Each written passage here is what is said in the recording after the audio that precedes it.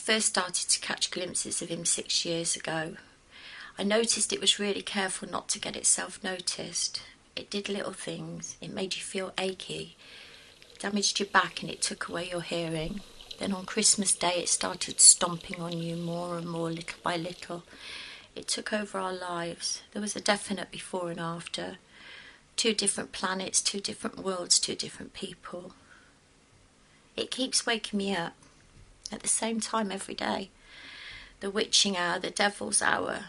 It keeps reminding me of how your eyes turned silver and how I inhaled your last breath. Then it pokes and prods me. It reminds me of how I burnt you. This is our story. It's a love story, and as David Foster Wallace says, every love story is a ghost story. It was a beautiful monster. It looked like a Klimt painting. But don't let its beauty deceive you. It's an evil monster that will eat you up bit by bit. Slowly and painfully it destroyed you and everyone around you. It ate you until there was nothing left of what you were, and then it died with you.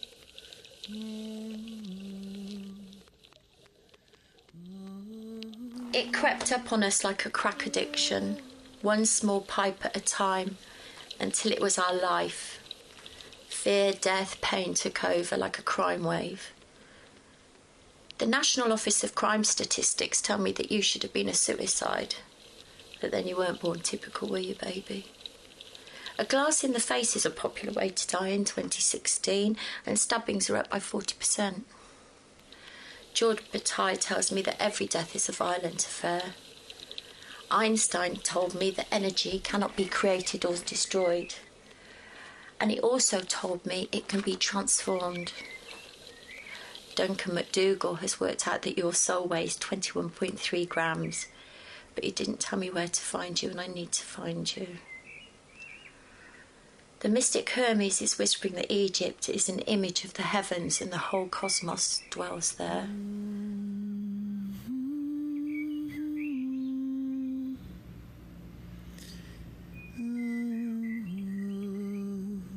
I've put you into 715 little glass bottles, beautiful little coffins with cork lids, and together we're going on a pilgrimage, and we're going to visit all the holiest places I can find, and I'm going to ask them where I can find you, because both science and religion tell me that I can, so I'm going to.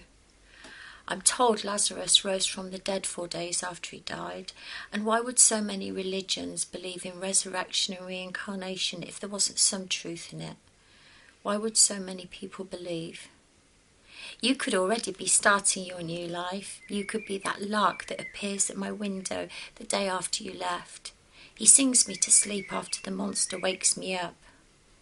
Maybe it's you. Are you a happy little songbird? I'd love it to be you. Would I find you in the happy fields, feasting, dancing and laughing as you cruise the celestial river? Or does Osiris have your heart? Or maybe you're boating through the skies with Ra. Are you in the Bardo? Flying round the stars? You told me you'd be in the wind. Feel the wind, you said, when you need me, I'll be in the wind. I love the wind and I love you. I've always loved you and I always will. In all our 30 years, why didn't you tell me about the depth of your faith and explained your religion? I wouldn't be so ignorant now, and more to the point, I wouldn't have burnt you. I can't help going over and over that in my head. It's bugging me like something stuck in my teeth. So we're going to take that last adventure together.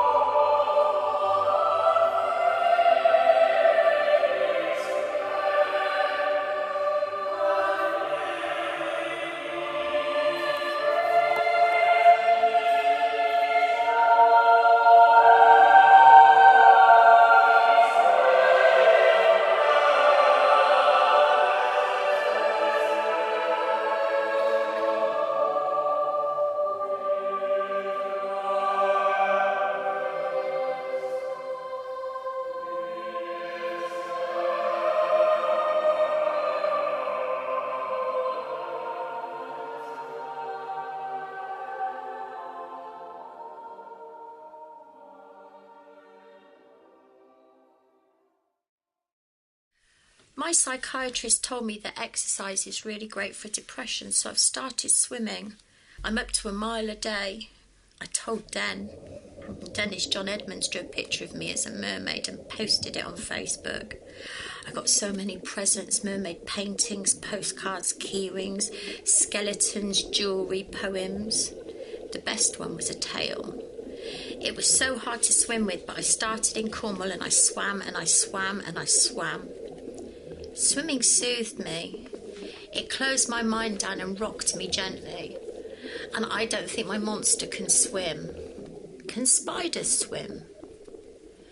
By the time I returned to Malaga, I'd been all around the world and I'd gone to far, far too many states, and I was no closer to finding you, and I felt so despondent. But at least I can throw down my guilt.